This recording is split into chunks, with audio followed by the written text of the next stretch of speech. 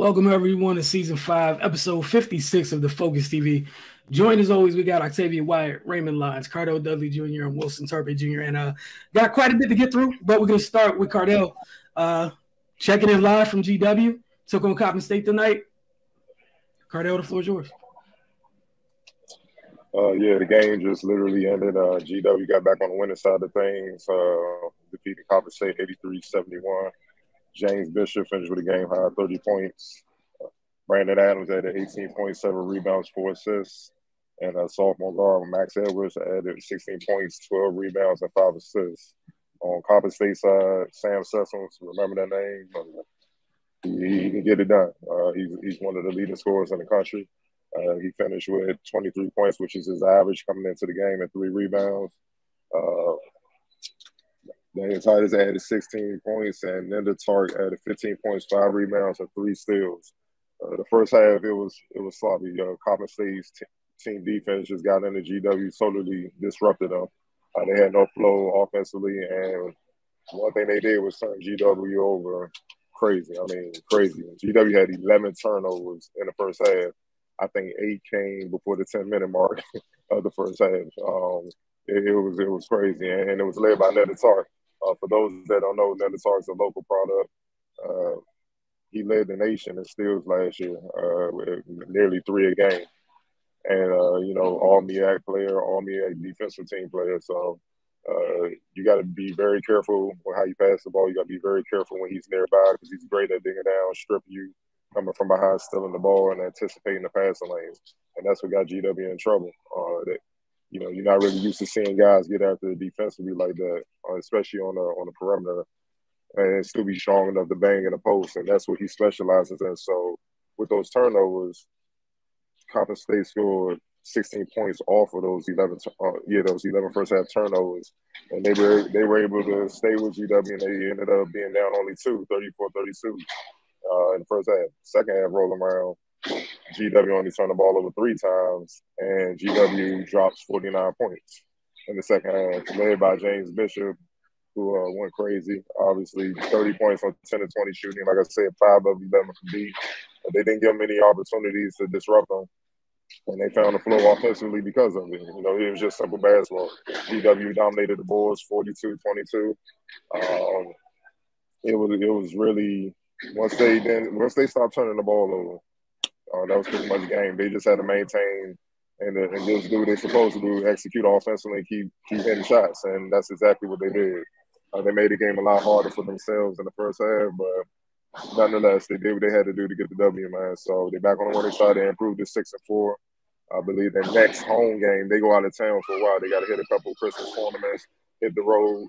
I believe their next home game is UMass in early January, man. So, they did what they should do. You know what I mean? No disrespect to Coppin, but if you look at the odds, the favorites coming in, most people would have had GW because of the firepower and the size that they have. And they did this without Hunter Dean, who's been injured, and a couple other guys who are banged up as well. So, get back on the winning track and try to refocus as they go on. Hit the road, go down south, and I think I believe they're in the tournament in the Bahamas too. So around Christmas, so they got a lot of tough road games coming up. I'm sure they're not mad at the change of scenery in terms of weather. Right now is a great time of year for that. Switch up from the 30, 40 degrees here to the Bahamas. But all seriousness, though, we saw over the weekend firsthand, you and I, I'm going to get into that game a little later. The course of taking care of the ball, how it can affect the team. And I'm sure it's something that GW's, they'll keep that in mind going forward as they head to the tournament in the Bahamas. But appreciate you checking in from GW. Yes, sir. And we'll get into the NFC East. Octavia, what you got for us this week? I know you had some inner fighting amongst your groups this week, but if you want to call it fighting. Oh man, see that's disrespectful. I'm gonna leave that alone though. If you want to call it fighting, you can just call it, I guess we could call it that. And I guess we'll just go ahead and start there. So the Philadelphia Eagles played against the New York Giants this week. The Philadelphia Eagles defeated the Giants 48-22. Justin, oh my God, what am I saying that word for? Jalen Hurts was 21 of 31, 217 yards, 2 touchdowns, 7 carries for 77 yards, and 1 touchdown. Miles Sanders had 17 carries for 144 yards, 2 touchdowns, and 1 reception for 11 yards. Boston Scott had 6 carries, 33 yards, and 1 touchdown and 1 reception for 4 yards. A.J. Brown, 4 receptions for 70 yards and 1 touchdown. And Devontae Smith had 5 receptions, 64 yards, and 1 touchdown. On the other side of the ball, Daniel Jones was 18 of 27, 169 yards, 1 touchdown, 4 carries for 26 yards and 1 touchdown. Tyrod Taylor was 5 of 5, 47 yards, 1 touchdown, 2 carries for 40 yards. Saquon Barkley had 9 carries for 28 yards and 2 receptions for 20 yards. Richie James had 7 receptions for 61 yards and 1 touchdown. And Isaiah Hodgkins had 4 receptions, 38 yards, and 1 touchdown. So I said, you could call it a fight or something, but it was more like a mauling. It was kind of crazy. Not crazy because honestly, I don't want to say it that way. The Giants, as we know, have been having a pretty decent season as of up until late. They started off 7-1. I believe they're 1-6-1 or 1-5-1 in their last 6 or 7 games. So it's kind of been a complete turnaround for them. And I honestly just think that the lack of talent is really catching up with them, as well as the injuries are really catching up with them. Their offensive line has always been a pain point for them these last couple of years. I believe this was the first game in a while that they've had the same 5 starting back to back. And yeah, it was the first time they had the same start 5 for the consecutive weeks for them. But it just didn't work out well for them. Their offensive line never really got any traction. And I mean, I think that they probably went into the game knowing that it was going to be a tough challenge for them against the Philadelphia Eagles defensive line. I just don't think they thought it would be as tough as it was. Alex Thomas and Evan Neal, you thought would have a little bit of a better game. But unfortunately, they didn't. They surrendered 7 sacks. Brandon Graham had 3 of those. Hassan Reddick, granted, Hassan Reddick only had 1 of them, but he was definitely had his hands in most of them. A lot of times he just pressured the quarterback into Brandon Graham or Fletcher Cox or Javon Hargrave, Josh Sweat. They all notched the sack in this game.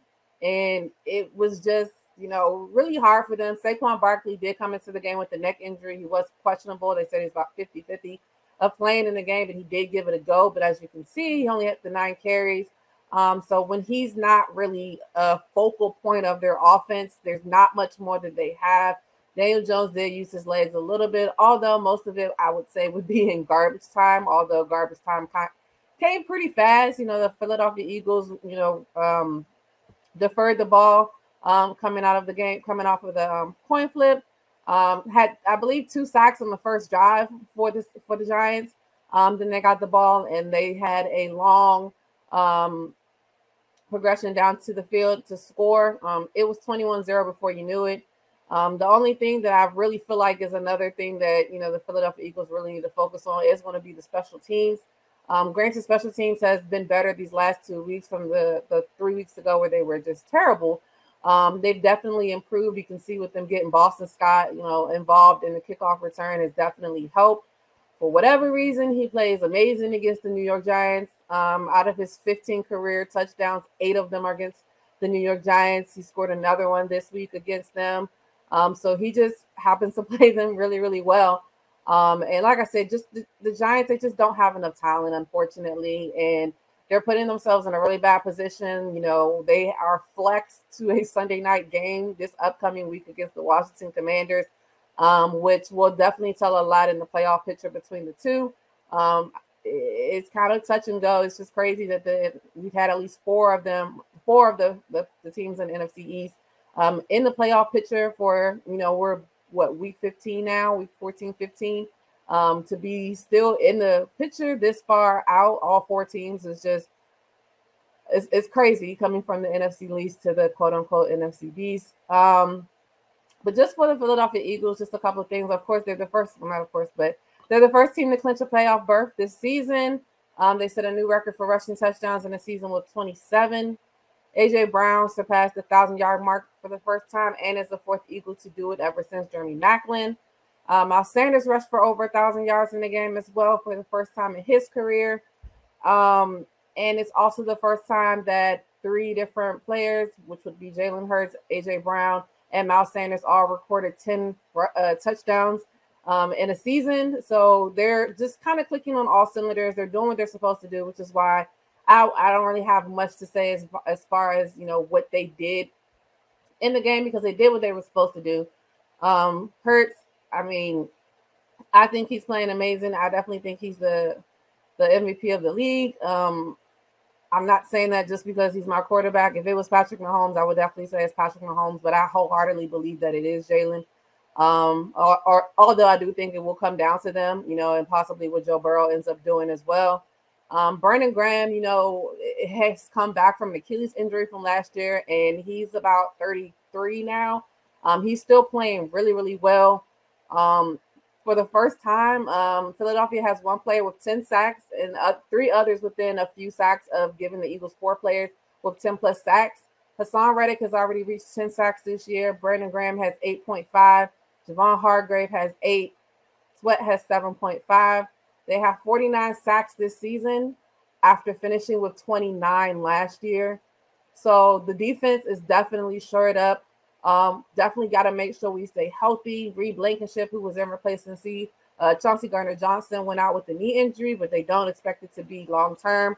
But they did get a safety, Anthony Harris. They signed him to a practice squad who was with us in training camp and was on the team last year as well. So it should be a seamless transition. Punter Aaron Sipoff left the game with an ankle injury, and he's expected to be out. They've already put him on IR, and they signed punter Brett Kern, who used to punt for the Titans. So they're still, putting some things together. The Giants are going to play against the Commanders Sunday night.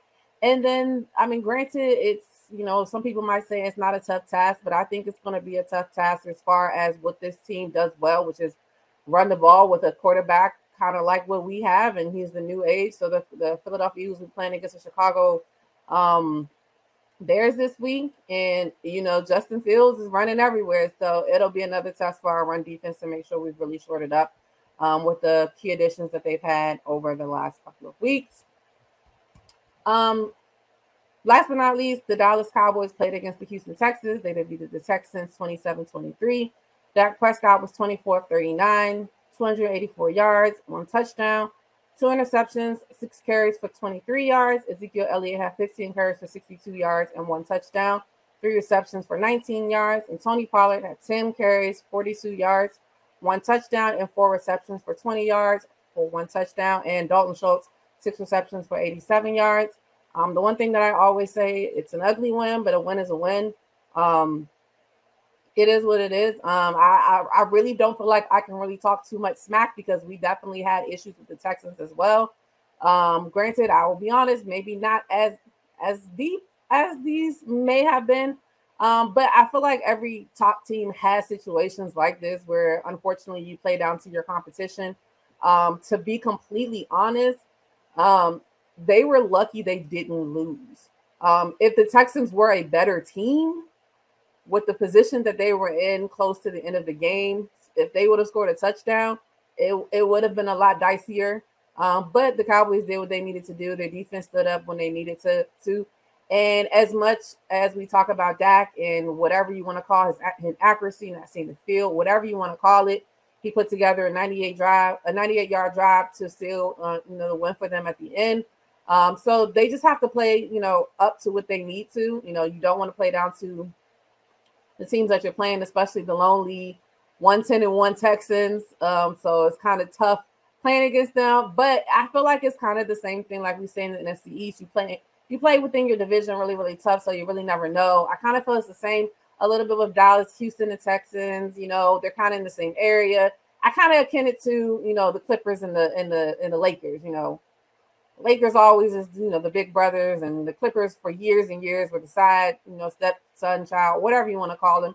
So I feel like the Texans definitely do play hard, but they just don't have enough. But they played well enough in that game. And then honestly, it was just magnified because of the mistakes that Dallas made. So as long as they're able to, you know, keep their mistakes down. I mean, Cavante Turnip muffed the punt in the first quarter, set up Houston's first touchdown, and then Dak throwing 2 errant interceptions, especially in the fourth quarter, you know, definitely put them in a bind. But they did what they needed to do. Probably the biggest thing coming away from the game is Terrence Steele tears his ACL and is out for the season.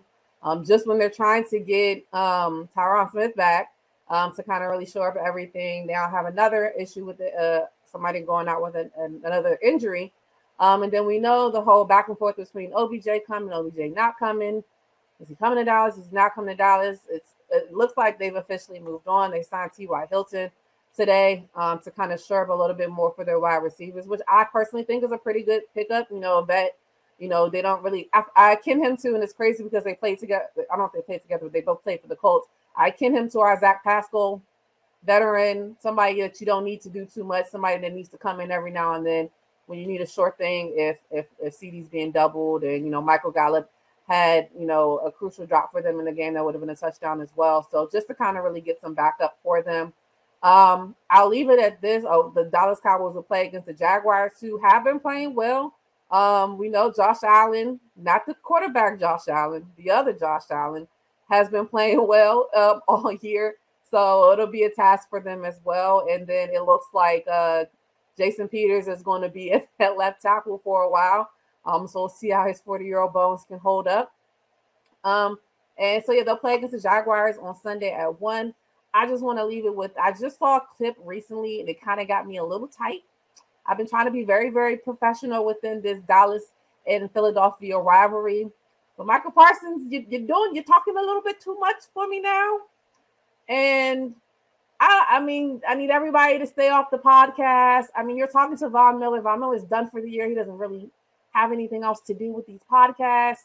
But you're talking a little bit too much, giving us a little bit. I mean, I'm sure it's going up on the bulletin board this, you know, coming up for that Christmas Eve game. So I'm really excited for that. But I'm gonna just need us to talk about each other, you know, play your game, let us play ours. Don't worry about why Jalen Hurts should be MVP. Is it him or is it the team? I didn't hear anybody saying that when Patrick Mahomes won MVP. He had Travis Kelce and Tyreek Hill, but you know, it is what it is.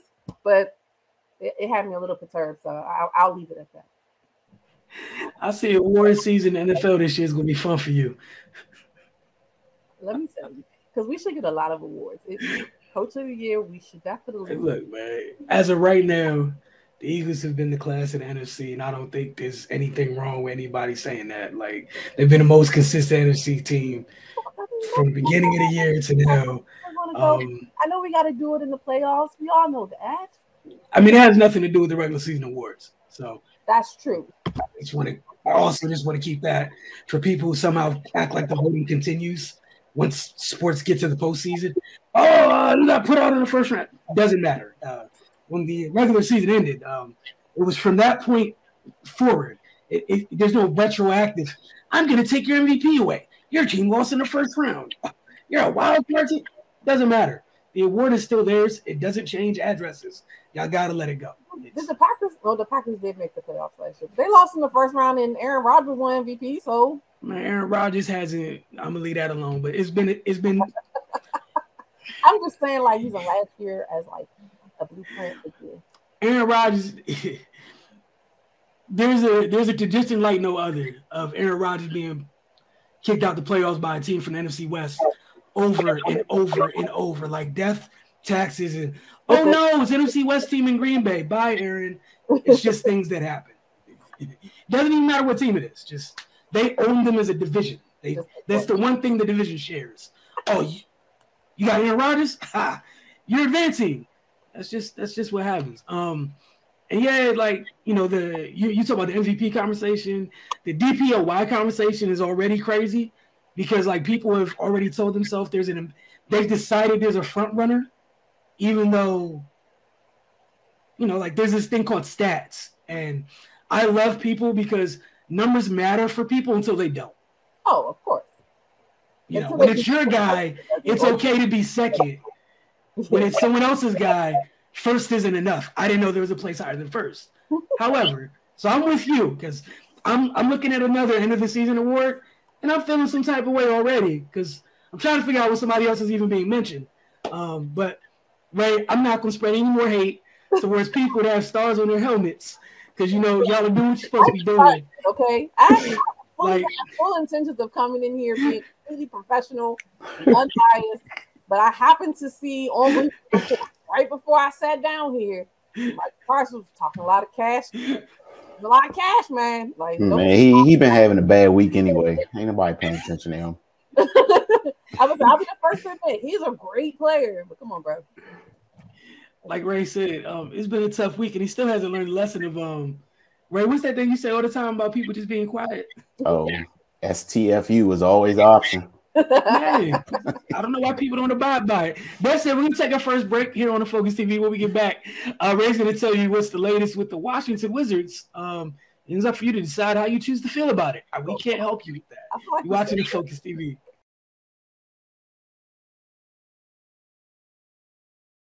Welcome back to the Focus TV. As promised, Ray, what's going on with the Washington Wizards, man? Well, they won't have to worry about postseason awards, or because yeah, man, they're in a free fall right now. They dropped 7 in a row, and they're about to go on a rough 6-game West Coast road trip. So, they got to get their life together. Well, this thing gonna be wrapped up by Christmas time. It's very possible they can go over on this road trip. That's just what it is, man. They don't defend. They don't defend. They turn the ball over. They miss free throws, and they have bad decision making. So that's not a good cocktail for success. And I'm going to say it every week. They are banged up, but at the end of the day, man, you're a professional. You're in this league for a reason. If they weren't consistently shooting themselves in the foot, then you can kind of look at, they got some talent missing at the time, but they're dropping very winnable games consistently. So at that point, you just gotta look at the guys on the floor. And at some points the coaching, it's enough blame to go around. But a bright spot, Jordan Goodwin, man, he's been playing really, really well and taking advantage of his opportunity. Man, he's the most consistent guy defensively. He gets after it, man. He guards multiple positions. He definitely makes an impact on that side of the floor. But you can clearly see him separating himself from the others. But when the other 4 guys aren't coming anywhere near, his level of intensity or his attention to detail, then he can't make up for the entire team not defending. So but it's just good to see a guy that get a shot and make the most of it. If he keeps this up, the Wizards might not be able to afford him come contract time. And so yeah, man, that's hopefully he continues his stellar play. Hopefully it rubs off on the rest of the guys. But they're in a bad spot right now, man. They got rumors of trade requests coming out. You know how the drama starts swirling when things are going so well. So they need to come together as a team right now and plug up some of these holes. Or like I said, man, their season's going to be over pretty early. We talk all the time about how come about mid-December, Christmas, teams kind of figure out who they are. Teams that started off kind of slow that were expected to be at the top, they're kind of rounded into shape.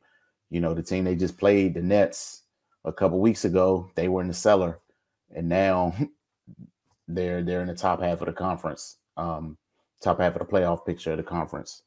They're still rounding guys into shape, so they haven't even reached their final form yet. So the Wizards getting off to this slow start, man, it really, really hurts them because they're 11-17. In my eyes, if they would have took advantage of every opportunity they had, they would be comfortably above 500.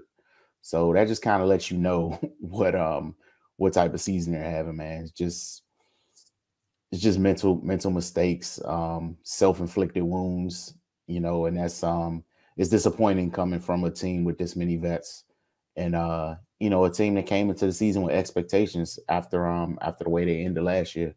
So so yeah, man, it's on them. They got to perform, they got to execute. You know, and should they do that, I'll gladly come in here and talk about it. If they continue on the track that they're on, I'll come in here and discuss that too. But yeah, they really got to get it together, man. They gotta look themselves in the mirror. I know they need to have one of those mystical players only meetings that teams like to have when things are going to hell. But you know, I don't know if they have it in them to right this ship, and that's just where I'm at right now.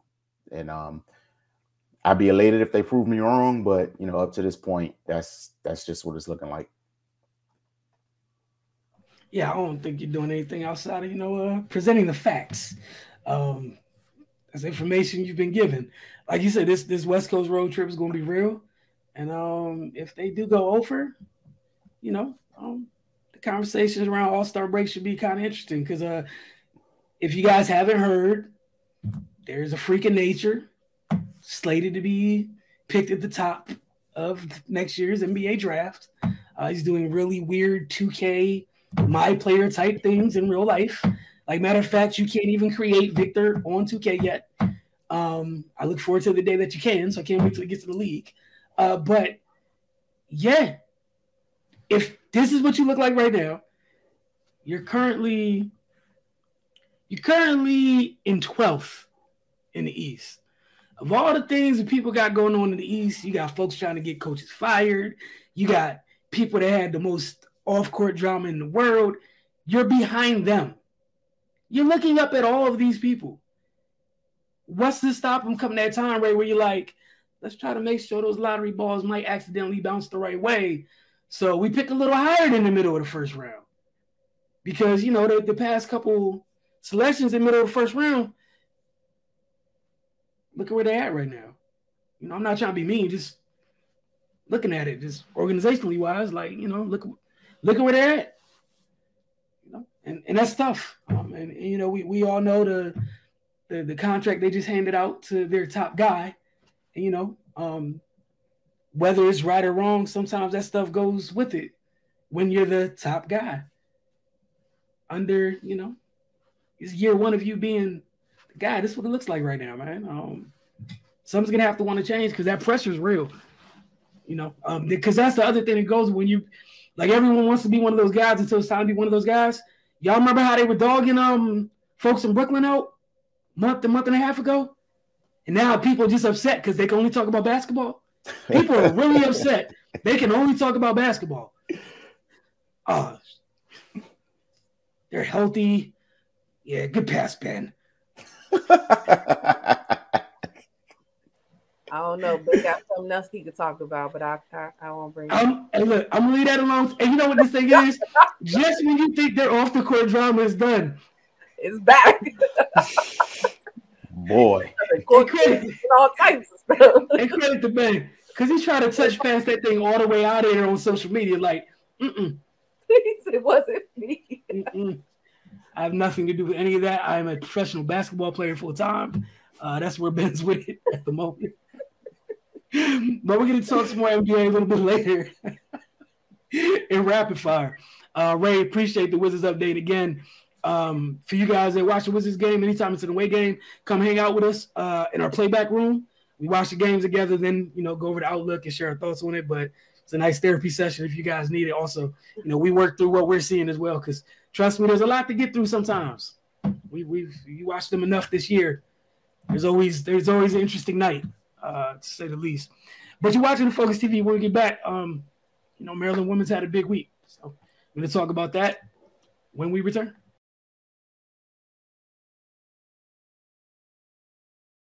Welcome back to the Focus TV. As I said, Maryland women's basketball had a big week. They beat Purdue on the road, I believe, this past Thursday to get their first Big Ten conference win because they dropped their conference opener to Nebraska, right? So they're in a dogfight with Purdue. Purdue has them down. Maryland's fighting and clawing and scratching to get back, and Cheyenne Sellers, super sophomore Cheyenne Sellers, hits a game-winning 3 right as the buzzer sounds. So, it's the second time this year Maryland women got to walk around somebody else's stadium telling people to shh. So they've been enjoying that quite a bit already. First, it was Notre Dame. This time it was Purdue. Not exactly the same. However, it was Coach Brenda Free's 600th career win. She's the 49th coach in Division I history and is currently 17th among active D1 coaches in wins with a record of 600 and 173 at that time, which is not a bad record. That's why your contract keeps getting extended. 600 and 173 is pretty dang good. As for win 601, you would think win 600 was something you just definitely wouldn't forget. They topped it with win 601. Maryland beat Uconn for the first time in program history on Sunday. They beat them 85-78. Thanks to timely shots late and outstanding defense. The Terps took advantage of Uconn. Before I even get into this, you guys know I am a proud Uconn fan. I've been my entire life. Grew up there. We don't have professional sports in Connecticut. It's Uconn basketball, men's and women's. That's it. Well, women's and men's. Let's put the respect where it needs to be put at. Women's and men's. Can't do that. But one of the nasty things I saw going into the game, and I hated it, and then I'm sure during the broadcast, I watched the broadcast because we were there, was I heard people talk about all they were talking about was making excuses for Uconn with the injuries. I would say just have covered Maryland for the past few years, for quite a while now. Maryland's had their share of injury ravaged rosters. So just me as a Uconn fan with 2 seconds going, they're injured. Doesn't matter. You got to play the game. I don't care. It doesn't take away from what it was. Just throw that out the window. That's it. Maryland took advantage of Uconn missing most of their experienced guards. They pressured the hell out of Connecticut into turnover after turnover. And that's how they were able to exploit Uconn to get the win. On the other side, Uconn was missing their guards. They were not missing their size. They were beasts on the glass. There's a whole bunch of high-low passing. There's a whole bunch of just – at some points for Connecticut, felt like the goal was just get the ball up court and just get it on the rim. We'll fix it from there. Just let it hit the rim. We'll clean everything up. Again, Maryland had the edge on the perimeter. Uconn had the edge on the glass. That said, it was a very well-coached game, and it was a three-point game until late. It was just, with all those things going on, it was just a three-point game. Huge shots late from Cheyenne Sellers and Diamond Miller. Cheyenne Sellers hit the three when, Uconn's kind of not Uconn, but Maryland's kind of teetering. Uconn's pushing back, and then Diamond Miller hits the dagger. Everybody in Xfinity felt that one. You knew it was over at that point. Obviously, Connecticut was still trying to get things done, but it was a big shot. Faith Masonis never gets enough credit, but she's like the lone technical big on, technically the only big on Maryland's roster. That's not a big wing. That's not a big guard, just a big. And I feel for her because she had to deal with all that size Uconn had. Leah Edwards and company over and all game. She's down there fighting and punching, taking bows all night. She fouled out. That said, her hard work didn't go unrewarded as they did get the win. And when a shot of Brene Alexander is one of the grad transfers. I'm sorry, not grad transfer, but one of the transfers. She came from Vanderbilt. She's a hell of a shooter. And there's, one thing Maryland likes to do, they like to play defense. They always have athletic wings. It never hurts for them to have a couple of knockdown shooters, and I know Abby Myers gets a lot of love, and deservedly so, as a grad transfer. But Brene Alexander's been huge. Time and time again, Maryland needs a big shot, to kind of stave a team off, or sometimes to kind of keep them, when they're on the ropes, kind of keep them, keep their feet together. She hits a big shot, and she hit a couple big shots in this one as well. If you want a more in-depth breakdown from the day of the game, just check it out over on our Roku channel. Again, it was a gritty win by Maryland. It wraps up a very tough non-conference schedule.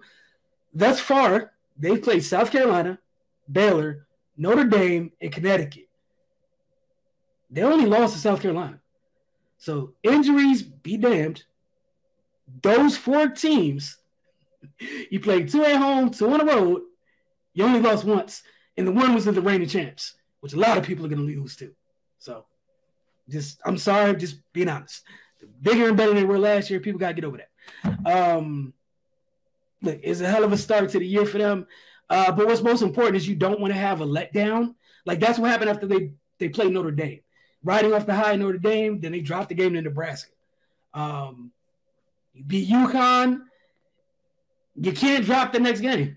That's just what it is. You can't battle, that tightrope at highs and lows. You need to be a good, consistent team. Because at the end of the year, should you falter, those signature wins, that 4-game stretch I just talked about, that's what keeps you that gives you wiggle room. Because there's gonna be some other teams that might have not lost as many games. You're gonna be like, well, hold on. We beat Connecticut. They were 6th ranked. Like, they beat 3 top 10 teams this year. It is what it is. But we're going to slide over into rapid fire. I got a few interesting ones for you guys. I know, Ray, this one you've already heard, so I apologize. But Octavia, I'm going to ask you first because, I shared this one with Ray and Cardell in the group chat earlier this morning. But the NBA, the good old NBA, always just messing with things and changing things up. Oh. And somebody in the office had jokey jokes. I need to know the person who did this. I salute you, ma'am or sir. You are a great American. From my personal level of pettiness, I need this. I also needed this to be done like 7 years ago. But I'm grateful. The NBA has decided to rename their end of the season awards. The MVP is now known as the Michael Jordan Trophy. Feel how you want. It is what it is. We're here now. Defensive Player of the Year, the Hakeem Olajuwon Trophy. The name needs to be remembered because some of y'all be acting real funky when it gets to listing centers and conveniently skipping over one like him. Rookie of the Year is the Wilt Chamberlain Trophy. Sixth Man of the Year is the John Havlicek Trophy. Most Improved is the George Mikan Trophy. Somebody who just heard George Mikan is going to have to Google that. I get it. It's not an issue. It's fine. And then the new Clutch Player of the Year, Jerry West Trophy, which I'm sure is not going to cause any controversies at all. I'll take your thoughts on this list of new awards. So, first of all, it's going to cause a complete uproar of, like, I wish that they would also, like, release, like, the rules behind it. Maybe they have and I haven't, like, the rules. I'm not saying like they need like actual rules, but like what considers a clutch player? Because that's all that's going to happen. Is everyone like, well, they were clutching games, but they lost, but they sucked for half of the season. Yeah, they were clutching this. I mean, it's like I could definitely make a case for Dame as a clutch player, but are they going to go to the championship? Like, it's just a lot. I think it's cute, for lack of better terms. I think it's cute to like actually get names, for everything else. I do like the fact that they are, paying homage to certain greats in the past. I definitely think it's fitting, that Michael Jordan is for the MVP. I mean, let's let that sink in. I don't think that'll change, even in however many years, at this point.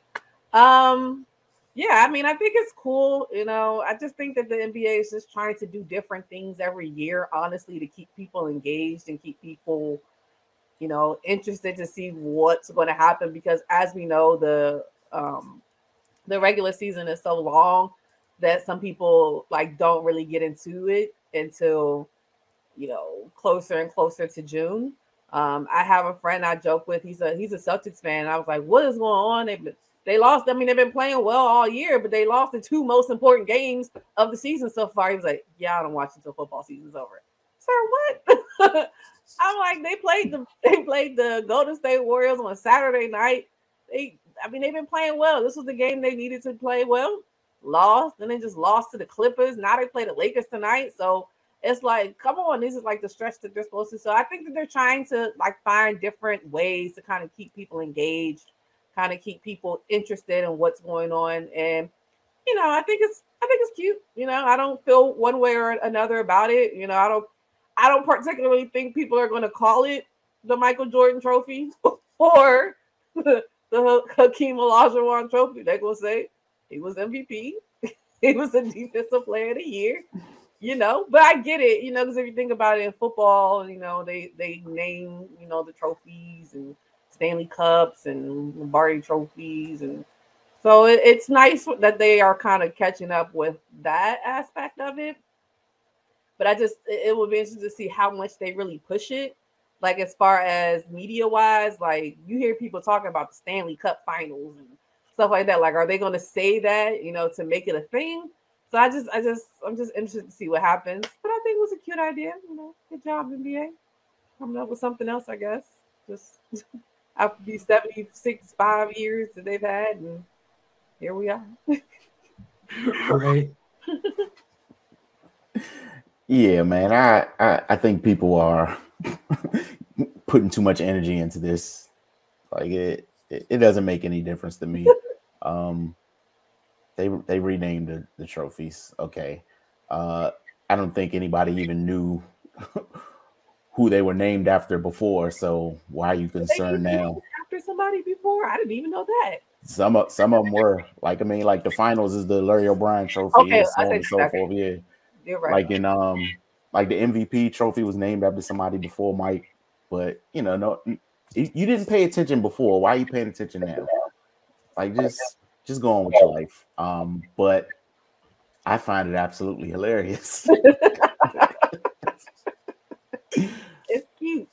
Yeah, man. But yeah, like Wilson said, it is going to cause these things are going to cause a whole lot of discussions that I have no interest in partaking in. In that clutch one is I've already seen he was 1-8 in the finals. Yeah.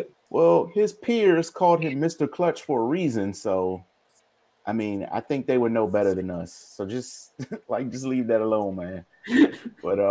But yeah, it's of no consequence. Like you said, Octavia, it's going to be he won MVP, he won 6th man of the year, so on and so forth.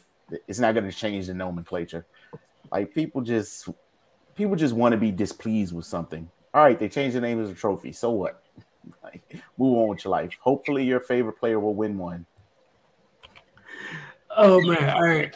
I have a question though. Didn't they just like last year make up two new awards for like MVP of the Eastern Conference and Western Conference MVP finals? Don't those got names too? Yeah, people got awards for I think it was Steph and I think Jason Tatum won it. Yes, it was. It was. I think one of them the Oscar Robertson Award, and the other one was like Larry Bird or something. I'm looking it up now. I can't remember off the top of my head, but it was something. Larry Bird was for the actual conference championship, but they did give out like. It was Larry Bird and Magic. Yeah. Okay. Larry Bird trophy is awarded to the MVP of the Eastern Conference and the Irvin Magic Johnson Trophy for the Western Conference. Look at that. Everybody included. I wonder what they're going to come up with next year. It's going to be like, who got the best shoe game? And they're going to be like, you get it. If you think Mr. Clutch was a bad topic, you better leave the shoe game one alone. Let me write a letter. Maybe they'll give me a check for coming up with something new. You might have start watching these NBA games on a certain shoe place's site. A little bit, they start giving awards out. All right, I got one for you guys. Tom Brady was holding court with 49ers players following San Francisco's drubbing of Tampa Bay on Sunday. Drake Greenlaw had a really nice interception to Tom. Tom was so kind to sign the ball that Dre intercepted because Dre's going to keep that for the rest of his life because Tom threw it. He signed it. He signed Juwan Jennings' jersey. He's taking pictures with like Aaron Banks, who just got to the league. It's like his second year. Like, oh my God, it's Tom Brady. Can we take a picture? Like, they just spent 60 minutes or whatever trying to end your life. And then they wanted to take pictures with you and stuff of that nature. So I wanted to ask, is this just Tom being nice? Or is this kind of like Tom soaking in what may have been the last time he plays in front of his, in that stadium? Like, that's the last time I'm play in front of home because that's home for him. For him to sit out there after getting his butt kicked like that, because Tom doesn't take losing well, and then just to sit out there like, I just want to see what you guys think. Like, was it just in my old age, I'm just being nice and kind, or let me just soak all this up? Doesn't really matter. It's kind of my low-key, my quiet farewell tour type of thing. So, Ray, I'll start with you. I think it's a little bit of both, man. Like, you know, he's a senior citizen at this point, man. And this is, you know, I mean, he's proven that you never know with him, but more than likely this is his last go round. And like you said, this is his last time playing in the Bay. So he probably was a little emotional. You know, he's like he said, one of the greatest careers in NFL history, and now it's coming to an end. So he's probably, you know, it's like it's kind of like watching somebody deliver your own eulogy in a sense. You know, he's just reflecting and looking back and taking it all in, like you said. So yeah, I mean, we've seen that from, you know, a lot of people, you know, who've been greats in their sport, and then like once it gets to the end of the road, they're kind of very reflective and things like that. Like we saw with Kobe, you know, like that. Once he made it official, like once he did that thing in the Players Tribune about, you know, this is it, he just seemed to open up much more, look like he was enjoying himself a whole lot more, you know. So you know, which is just when guys come to terms with their own mortality, I just think they, you know, are different, you know, which is completely understandable. Octavia. So I'm gonna just say a lot about it because I think it's an encompass of a lot of different things. I did not think of the fact of, before you saying that, you know, it could be his last game playing, you know, in front of where he's from. So I didn't think about that aspect of it at first, but it just shows me that, you know, I feel like he just know he made the wrong decision to even be playing at this point. I mean, the Tom Brady that I know, like, and I'm not saying that he's never signed anything for anybody, because I'm sure he has, but I don't remember him doing it after he just lost 35-7 on national TV and doing it right there on the field in front of everybody. He'd have threw the tablet down the tunnel and already been gone. Like, so it's showing me like the competitiveness that he might have had is wearing off. And I just kind of feel bad for him, to be completely honest. Is one thing that I personally hate when it comes to greats is I hate when they don't leave before they get bad. Like, I hate that. I know it never really 100% taints their legacy, because I'm not saying that it does, but I just hate that being the last thing that I see of somebody that was so great. You know, like, even if he left last year, you know, granted he didn't win the chip last year, it would have looked a lot better than what he's going to go out looking like this year. You know, they might pull it together and still be able to make it to the playoffs, but we all don't think they're going anywhere. And that's because the NFC South is so terrible that they still have a chance to win the NFC South and have a 4 seed and have a home game. So, and I just really can't get over the fact, like, you lost your whole family for this, bro. Like, your entire family, like you lost your wife, bro. Like, you seriously lost your wife to get drugged week after week. Like I don't understand it. Like, she's probably saying something like, I told you, stupid, to sit at home and get in the drop-off line and drop the kids off at school. And you have a $300 million contract in commentating waiting for you. So I just don't understand it. I think he's disgusted with himself, honestly. And I think he's just at the point where, like the Tom Brady, I know he might have signed it in the tunnel, you know, back there with everybody else. But I mean, broad daylight. It was a procession line in front of everybody. And I mean, the dude that picked you off to lose the game when y'all are technically still in the hunt to be, well, not even in the hunt. You're in the playoffs. Like, at that moment, you're still in the playoffs. Like, I didn't see any type of fire, and it just makes me seem like he's really like checked out. Like, yeah, like whatever. Let me just go stop. Like, who had a Sharpie? Did they bring the Sharpie with them on the field? Like, I will say the game was out of hand. They had time to get what they needed to get. They told the manager, go give me some Sharpies. They had time. Some extra jerseys. Look, I mean, the people that were getting stuff signed, they'd already been taking out the game for a while already. But yeah, it was a procession line to them. I was shocked. I was like, I know you were not sitting there signing that interception ball. I know you're not signing that boy's jersey. Like, Juwan Jennings, bless his heart, like, He looked like a whole. Oh, right there, Tom. Like literally this video, like right there. They said like Greenlaw said in his press conference afterwards, he was like, "Yeah, I ain't gonna lie, I fangirled a little bit." I was like, the whole team did, and he sat there. He really sat there for all of it. I'm like, you might see them again. Your division's so bad, like you might see them again. I don't think the outcome would be different, but you might see them again. I don't either. But I don't think he does either. It was hard for me seeing Tom Brady sit there and dap up every member of the defense that harassed him for 60 minutes. I wonder how his teammates felt. Man, I don't know. It was just weird. Mike Evans probably been like, "You can't pass me the ball worth a damn this year, but you out here signing them."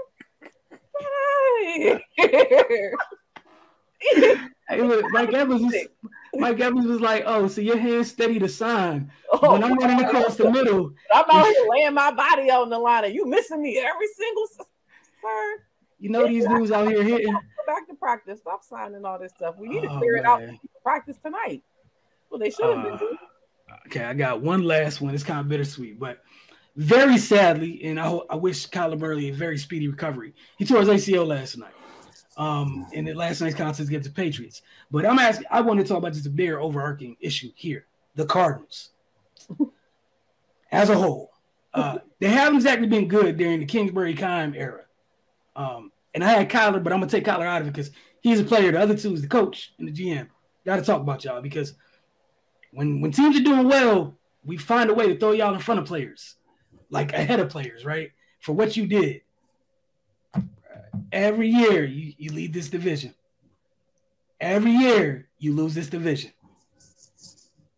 Every year you got teams in your division that lose starters every single year. You still finish behind them. You got teams in your division that just gave away a Hall of Fame quarterback. You still behind them. They supposed to be rebuilding, and it's still you. You on Hard Knocks. I don't know how you got it. Maybe Hard Knocks lost a bet. I don't know. I don't get it. I don't think it's really great content. I watched the week when they went to Mexico and got punched, and I felt bad for all parties involved. Cameramen, producers, everybody involved. So here's my question. With Kyler pretty much being out a year, so ACL is usually about a year until somebody returns, and it happened this late in the season. You could kind of low-key throw 2023 away for Kyler. Lord knows what that means for your draft plans. If you're in the upper management, the upper management for the Cardinals, Kyler's out for a whole year. You blow this thing up, man, and you keep doing this thing, man. Like what do you do? We just watched Seattle give away Russell. Their draft class this year is better than your last two draft classes. I tell you, we'll start with you, there, Ray. I just want to know what y'all think. I mean, excuse me. Definitely speedy recovery to Kyler Murray. Watching the game, and anytime you see non-contact injuries like that, like my heart hurts for them because I know that has to suck. Like you prepare all week to get blasted, to be completely honest, right? And then you get hurt on the one where ain't nobody around you. Like that's got to be tough to deal with. And then, like you said, the number one thing I thought of as soon as that happened, I was like, he tore his ACL week 14. He ain't coming back next year. It'd have been different. If it was way earlier in the season. Even if it was last month, it would have been a little bit different, maybe. But he's so far into the season that I doubt we'll see him next year, especially because they just signed him to an extension. So you don't want to rush him back too fast. You know, I mean, he's going to be there. It's hard for me to say blow it up because I feel like they have so many good pieces. As far as the players, we know Hop had, his issues when he was out for 6 weeks. We know JJ Watt had health issues this year. We know Zach Ertz, even though he's further along in his career, he's been injured and he's been out. We know Marquise Goodwin's been out. Rondale Moore's been out. James Conner missed time. They've had a whole lot of injuries as well. But the thing about it is a lot of other teams have a whole lot of injuries as well, probably more consistent than they do. We talked about the Ravens, like we talked about the 49ers, who seems like every year have a very big injury, but they're still able to hold it together in some sense. And to me, that goes back to coaching and player and personnel. So it's like something has to give. But to me, I don't know what they can possibly do because they re-signed Cliff Kingsbury before they even re-signed Kyler. So I don't know what their plan is on that. And I definitely think this throws a huge wrinkle in it. I mean, I don't know if you think Colt McCoy is going to be good for a whole season. I mean, we know he has his moments at times. Because, I mean, even last night it started off well, and then it just went to – and let me say, thank you so much, Arizona Cardinals. I believed in y'all defense. I did because the Patriots offense have been playing so poor. And I needed to win this fantasy game to go to the playoffs. And do y'all know I was up? No. I was down before the game started by like 5 points. I was like, the Cardinals defense can get me 5 points. They got me 4, and I didn't make the playoffs. So I have my own personal beef with them.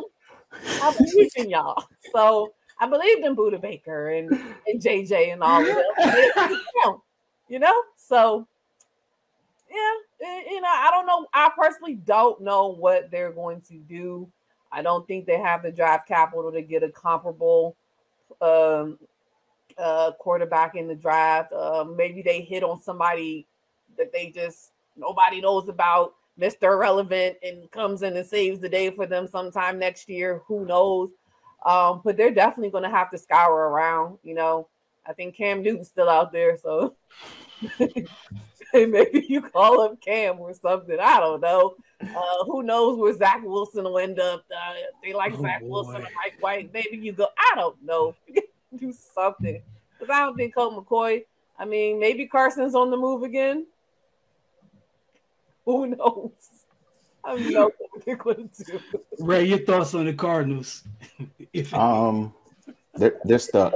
Like they don't have any options, to be perfectly honest, man. And like you can't even do the thing you need to do, which is get rid of the coach because you just extended them. And even if they say like, man, forget it, man, we made a mistake.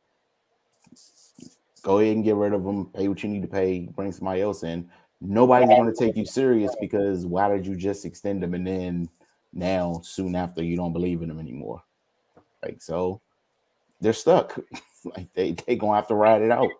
And yeah, they've had a lot of injuries. You know, if they can go into next season whole with the exception of Kyler, then I mean they'll be okay. But yeah, as long as they got that guy holding the clipboard, then doom awaits. So yeah, man, it sucks, and definitely us. Prayers up for Kyler Murray, man. That sucks.